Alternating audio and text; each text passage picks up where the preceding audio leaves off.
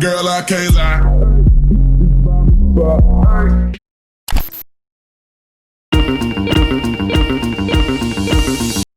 Hi everyone, it's Chi-Chi. Welcome back to my channel. In today's video, I'm going to be sharing with you guys how I edit my YouTube videos. It was back in November when I was looking back on my old videos and I realized that they all sucked. They were all super duper short and poorly edited and I hated it, and I wanted to change that, so I decided to put more work and more effort into the videos that I created. And ever since I started doing that, it seems like you guys have really liked it. I've gotten so many comments talking about how much you guys love my editing, and it literally makes my day because I spend so much time doing it. And that's what this video is going to be about. The editing software that I use is Final Cut Pro. I have the 2016 version.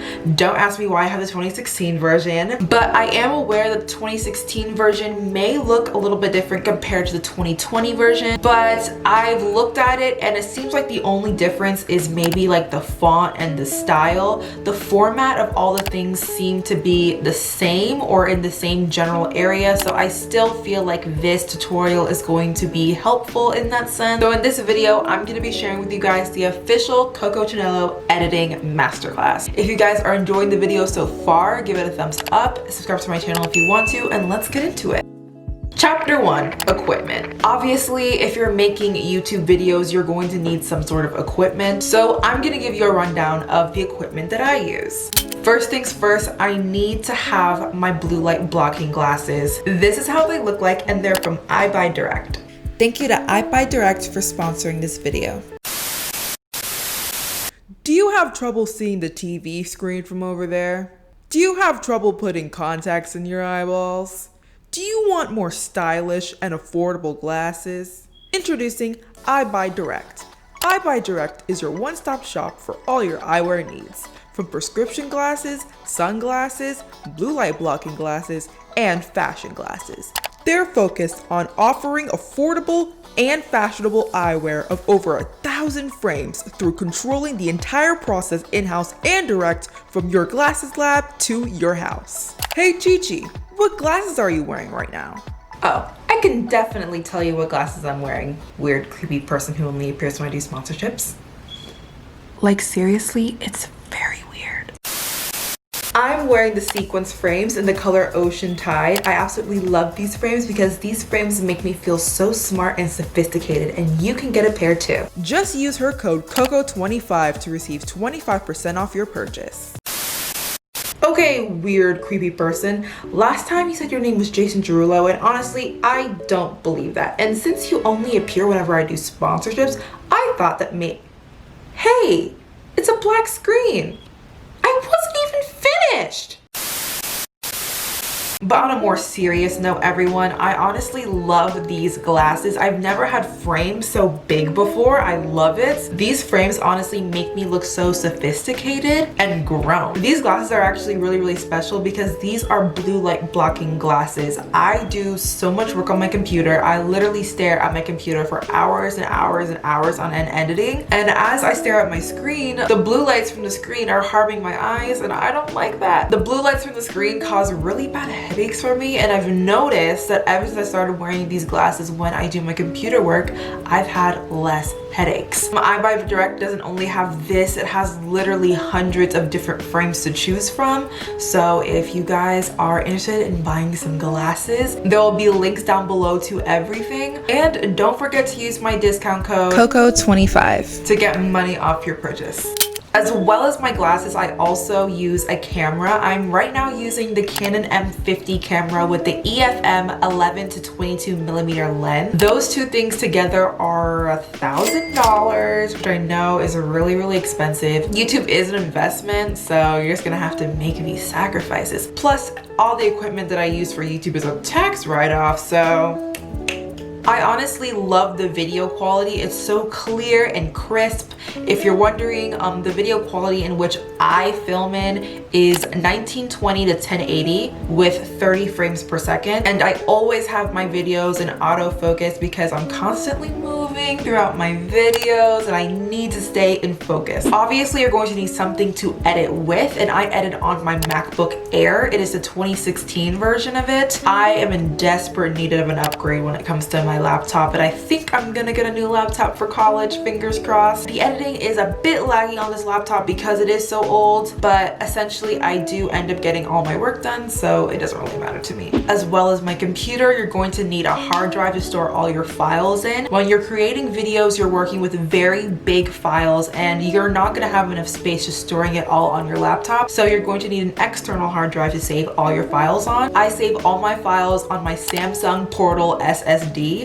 It is 500 gigabytes, which is more than enough space for me. And the organization on my external hard drive is quite nice. I have 4 folders. The first one is a star, we're not gonna get into that. The second one is my Final Cut Pro library, because my Final Cut Pro library is saved onto my external hard drive, meaning that all my videos are saved onto this bad boy. Then next you're going to see my raw files. My raw files are basically raw files. I have the raw files of every single video in folders. Right now I'm filming 6 different videos at the same time, so I have a lot of files. If you go through it, you're gonna see my diet video that I'm creating, my episode 1 of my college series, you're gonna see this video that I have, you're going to see how I style my outfits video, you're gonna see the rice water video I'm making, and also you're gonna see a wig prep video.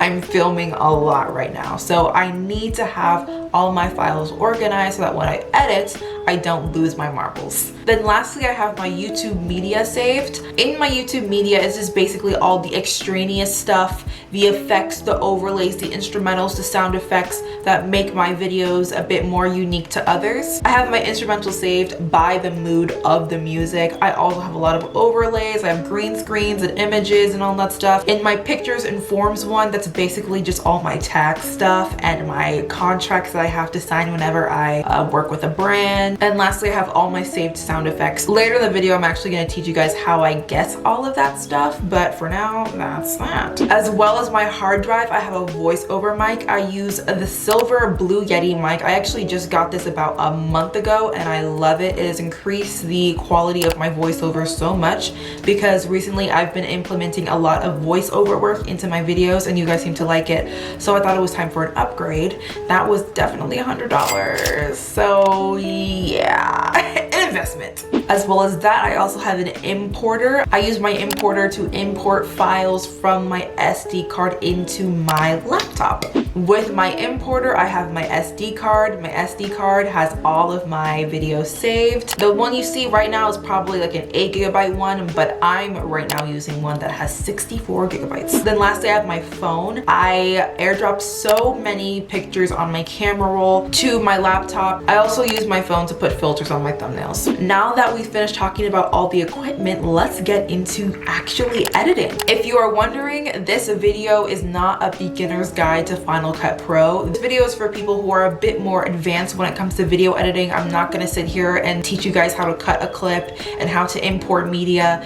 If you guys want that, I will have a video linked down below on how to use Final Cut Pro, all the basics, but this video is a bit more advanced than that. But to give you guys the rundown, here is kind of how Final Cut Pro is organized. In Final Cut Pro, there are libraries, events, and projects. In libraries, there are events, and in events, there are projects. I have 2 libraries. One library is saved on the hard drive that's in my own computer. Then the other library that I have is saved on my external hard drive, and that's the library that I use the most often. It's called 2020 YouTube Contents. Then when you go into the 2020 YouTube Contents, you're gonna see something that says June YouTube Contents. That's where all my editing in the month of June is. We're not gonna get into that because I don't want to give you guys any spoilers of what I'm gonna create. But for the purpose of this video, I made an entirely new event called Example Event. And in the event, I make a new project and I titled it Example Video. And after that, I imported the first thing that I'm going to edit. What you are looking at right now is the intro of the I tried my nose job diet for 2 weeks video. You guys are gonna be seeing that video really soon, and I'm gonna be using that as the example for this video. Chapter 2.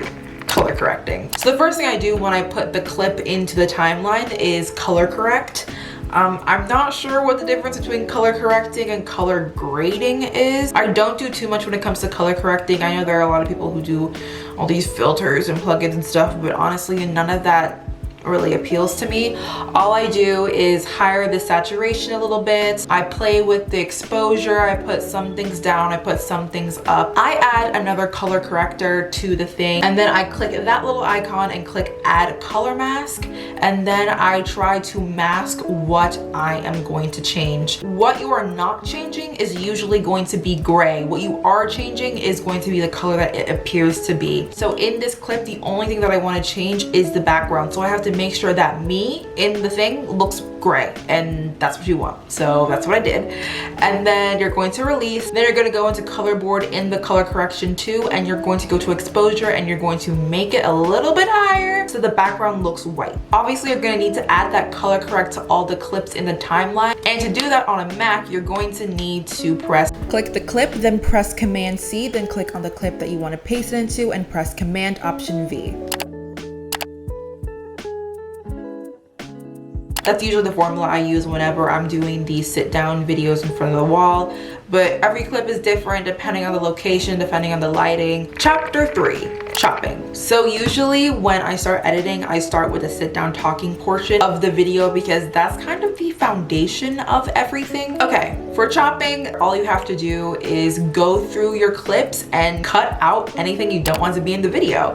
This part is probably the longest part for me because I stutter over my words all the time. I know you guys never see it, but I always have to edit out everything I say. All the times I stutter, all the times I breathe too loud, I literally have to say the same thing 5 times sometimes, and it's crazy. So this is usually the time where I just edit all of my mistakes out, and it takes a long time, but it's worth it because I don't need no mistakes in my video. Chapter 4, B-roll, callbacks, and montages. After I finish all my chopping, it is time for the B-roll and the callbacks. I don't do B-roll too often because usually my videos consist of me sitting down doing something in one area, but B-roll is really important when vlogging, and whenever I do vlog, which isn't really that often, I always try to add B-roll. B-roll isn't really that necessary, but B-roll does spice up your editing and it adds a little bit more flavor to your video. Do not only talk, you need to show. And with B-roll, you do just that. Because I'm not really a vlogger, I don't use B-roll too often. Instead, I do a lot of callbacks. Callbacks is usually the time where I'm like, oh my god, remember when I made this video? And then the clip of the video pops up. That's a callback. It's important to not only talk, but show. If I talk about me coloring my hair purple, the next clip that I show needs to be a clip of me turning my hair purple. Not only does that make my video more unique and more appealing to my audience, but if I'm sitting here talking about turning my hair purple, maybe you're gonna be so intrigued and you're gonna wanna watch me turn my hair purple, which means more views on other videos. Not only do I do this with my own videos, but I do this with other videos. For example, in my straightening my hair video, when I introduced the idea of the tension method, I went straight into talking about what the tension method is, and I showed clips of girls blow drying their hair using the tension method. Whenever you're talking about a new idea in your video, you need to show it. It just makes your videos more interesting, and I tend to do that a lot. So with all my callback clips, I go to YouTube and I find out what clip that I want to call back. Then once I get that clip, I copy the URL and then I go to this website that's called freeonlineconverter.net. I'm pretty sure this website may give you a virus, so be careful, but I do plug the URL in and then I press convert, I wait a little bit, and then I download the clip as an MP4. An MP4 is video with audio and an MP3 is just the audio. Then once it's downloaded, I put it into Final Cut and I use that as a callback. Not only do I do callbacks, but I also do montages for videos where I'm like doing my hair. Let's talk about my TikTok natural hair hacks. I basically did these Bantu knots where you had to twist your hair, then wrap your hair in a Bantu knot. That video took me about 2 hours to film. Obviously, I'm not gonna sit here and have you guys watch me twist my hair and put it in Bantu knots for 2 hours.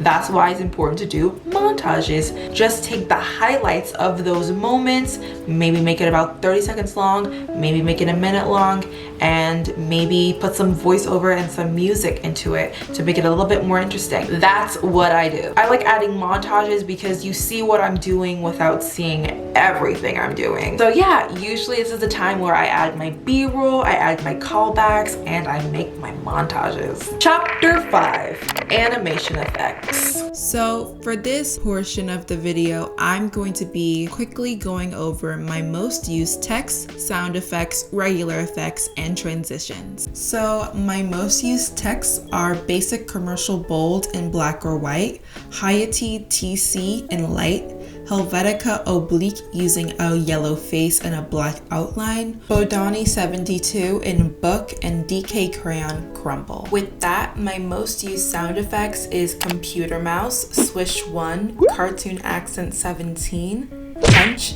ding, cash register, walkie-talkie static, gun click, crowd boo, and crowd cheer. My most used regular effects is a bad TV, frame, prism, black and white, camcorder, and earthquake. My most used transition is only one, and it's the slide transition. Okay, now that we got that out of the way, let's talk about green screens. You can find green screen effects onto YouTube. If you just type up green screen background aesthetic, you'll find a lot of green screen effects. All you have to do is find one you like, copy the URL, paste it into free online converter, get a virus, download it, and then once you place it in your Final Cut Pro timeline, you're gonna go over to effects and you're going to type in keyer. That's what makes your green screen transparent. But keyer only works for green screens. Sometimes green screens are actually black screens. So whenever you find something that you like but it has a black screen, click on that clip, go to video, scroll down, go to compositing, then go to blend mode and make it add. That makes the black transparent. Chapter 6, music. Your music selection is probably the most important thing, because when you're creating a YouTube video, you are telling a story. Sometimes the story is a nice story, a happy story, sometimes it's a sad story, sometimes it's a really, really awkward story, and you need music to correspond with the mood of the video. YouTube before was not very strict on copyright. You could use like 30 seconds of a copyrighted clip and you would not get copyrighted, but nowadays YouTube is really on it with copyright. So there are 3 main ways that I find uncopyrighted music. The first way, the way that I use the most often, is going on a website called thematic.com. I think it's owned by Michelle Phan. Crazy, I know, right? And basically all you have to do is sign up and then you will be connected with so much free uncopyrighted music, and I love it. I just browse that site for hours and find music that I think corresponds with my style and makes me feel happy, and then I will download it. But one thing about Thematic is that you have to give credit in the description box of your video. So every time you download something new, make sure you credit the artist, and everything on Thematic is a non-copyrighted music, so you don't need to test it out. But sometimes I find music that I really like on SoundCloud. I feel like everyone knows about SoundCloud. But the thing about SoundCloud is that you'll never know if it's copyright free or not. So that's why you always have to check it. A way to check copyright is to just make an empty project, plug the MP3 of the music you want to use into the timeline, and export it to YouTube and see if you get a copyright strike. I usually do this before I start editing, because sometimes when I do makeup intros, I edit to the beat. So it would be really sad if I edit the whole thing to the beat, then I upload it to YouTube and I found out that it's copyrighted. So make sure you check everything that you get from SoundCloud. A really good way to find non-copyrighted music on SoundCloud is to type in any song you want. It can be a mainstream song, it can be some sort of Drake song, right? And at the end of it, type rework. Do not type remix. If you are trying to find a remix to that song, then type remix. If you're trying to find a song that's pretty similar to the original song, then type the song and then rework. Reworked songs are usually songs that are a bit edited. Sometimes the pitch is lower or the pitch is higher, or sometimes the speed is higher, the speed is lower. Please note that reworked music has a higher chance of getting copyright flagged than any other type of music, so please be careful with this. The third way I found music is on Instagram. I'm not sure if you're aware this exists, but a lot of people on Instagram make edits of their favorite TV shows or movies or TV characters, and they use really, really nice songs to edit with. But the thing about Instagram editors is that they are so secretive about the songs that they use. They'll give credit to the person who remixed the song, but they will not tell you what the song is, which is really annoying. So a way that I steal their songs, because because they'll never tell me what it is basically I screen record the edit, then I airdrop the edit to my computer, I put it into Final Cut Pro, and then I detach the audio. So then I'll throw away the MP4 version of it and then I'll keep the MP3 version of it so that it's just the audio. I did that for the intro of the Pop of Pink look that I did a couple weeks ago.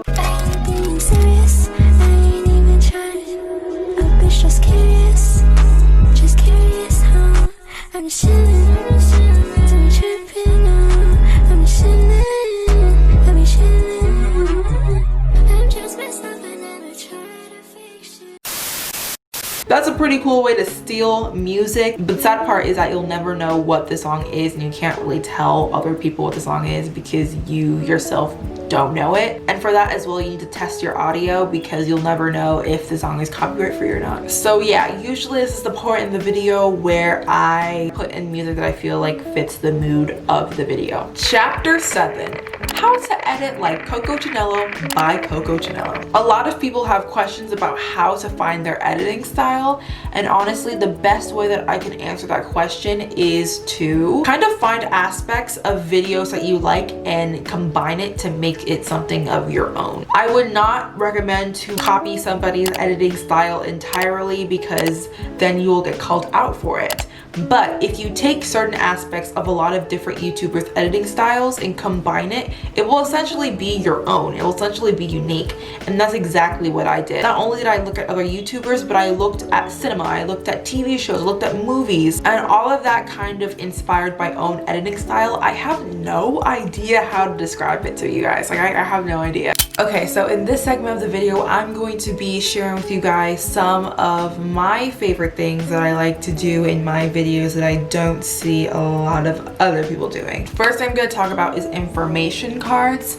In my informational type videos, an example of these videos would be my how to shave my bikini line video or my pamper routine. I have these information cards where I state the importance of using a certain product that I'm talking about. First, you're going to want to go into Final Cut Pro, then you're going to want to go into generators and click custom. Then you're going to change the custom color into any color that you want. And then after that, you are going to want to add a basic title, which is going to be the title of whatever you're talking about. For example, let's put the benefits of using sunscreen. And then as I talk about the benefits of using sunscreen in a voiceover, a title, which is going to come in the typewriter effect, will state what I'm saying. And when I'm done talking about the importance of using said product, I will put an overlay that relates to what I'm talking about. If we're talking about sunscreen, then I'll probably put a little overlay of a sun. I usually like to add the bad TV effect to the title to add a little pizzazz to what I'm talking about. And then underneath everything, I will put a film static. A film static is a green screen that isn't really green, it's more of a black screen that I use all the time. And it gives the clip a bit of a film effect. So that's how I do informational cards. One thing that I also do in my videos is that every video has a color scheme. For example, if you watch my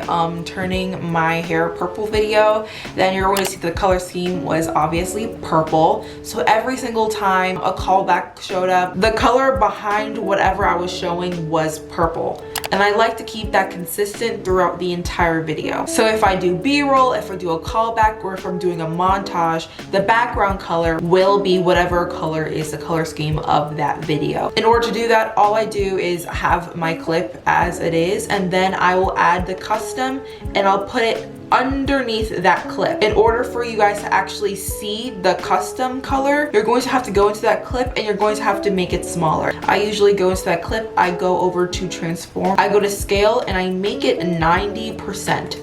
So that it looks a little bit like this, and then you'll be able to see the custom color. And underneath that custom color, I put the black screen of the film static. Another thing that I like to do in my videos that is kind of new is explanatory voiceover. I like to use voiceovers to explain what I'm doing or what I'm about to do. So in order for me to create clips like that, I will first have to make the voiceover. This is the voiceover that I will be using, and here's what it says. Hi, my name is Chichi. I like makeup, fashion, and hair. As I listen to my voiceover, in my head, I'm thinking about what clips, what overlays can I put there to correspond with what I'm saying. So basically the first thing I said is, hi, my name is Chichi. So I'm going to put a picture of myself in there, and I'll probably put a title of my name, how to spell it, Chichi. And then after that I said I like makeup, fashion, and hair. I'll probably put an emoticon of a dress, I'll put an emoticon of makeup, and I'll put an emoticon of hair at the point where I talk about, oh, I like makeup, fashion, and hair. So at the end of everything, it's going to look a little bit like this. Hi, my name is Chichi. I like makeup, fashion, and hair. And underneath those clips, I will have the custom color and I'll have the film static playing. And every single time a new overlay pops up on the timeline, I will put a sound effect, whether it's the cartoon Accent 17 or it's computer mouse or it's something else, there's always going to be sound effects. Chapter 8, exporting. So after all that, you're finally done editing and it's time to export your footage into YouTube. You never want to directly export footage from Final Cut to YouTube. You want to export it onto your computer. Then from your computer, you're going to upload it to YouTube. Because if you export it directly to YouTube, it will lower the quality of your video from 1920 to 1080. 1280 to 720, and you don't want that. You want to upload your video in the best quality, the highest resolution possible. So basically, as I'm about to export my footage, I will go over everything. I will make sure everything is good. And as we wait, we make the thumbnail. And that is it. That is all of my editing secrets. I hoped this video was helpful for you guys. I get so many questions about editing every single day, so I really hope this video was helpful for you guys. If you guys still have any questions on how I do things, like, oh Gigi, how do you do this effect right here? How do you do this right here? Comment it down below and I'll try to explain it in words. Usually editing takes me from 10 to 30 hours depending on the video. But it's all worth it if I can make your day and make you smile. Oh, that sounds so corny, but it's the truth. If you guys enjoyed this video, give it a thumbs up. If you guys did not enjoy this video, give it a thumbs down and comment down below what I can do to make my videos better. Subscribe to my channel if you want to, and I will see you guys in the next one. Bye! And like a you watch her back it up. She do that tongue, that's what's up.